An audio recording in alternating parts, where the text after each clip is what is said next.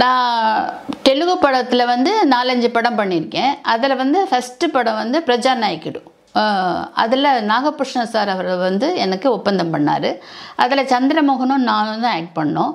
அதில் எனக்கு அருமையான கேரக்டர். அந்த படமும் ரொம்ப சூப்பராக ஓடின படம். சவுகார் அம்மாவும் ஜக்கையாவுக்கு டாக்டர் ஆக்ட் பண்ணேன் இந்த படத்தில். அதே மாதிரி பெத்த கொடுக்கு கிருஷ்ணா அவர்களுக்கு சிஸ்டர் ஆக்ட் பண்ணியிருக்கேன். சோபன் பாபு சார் அவர்களுக்கு தங்கச்சியாக நடிச்சிருக்கேன்.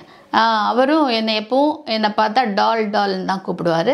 அதுவும் ஒரு அருமையான படம். நான் காஞ்சனா அவங்க சோபன் பாபு சார் அந்த படத்தில் ஆக்ட் பண்ணோம். அதுவும் ரொம்ப அருமையான தெலுங்கு படம்.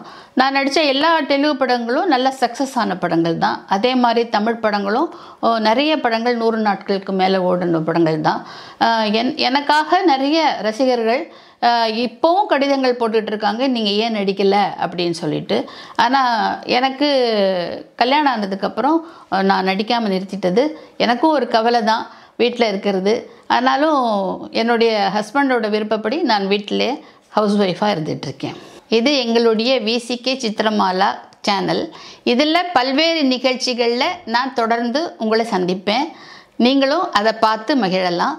நன்றி, வணக்கம்.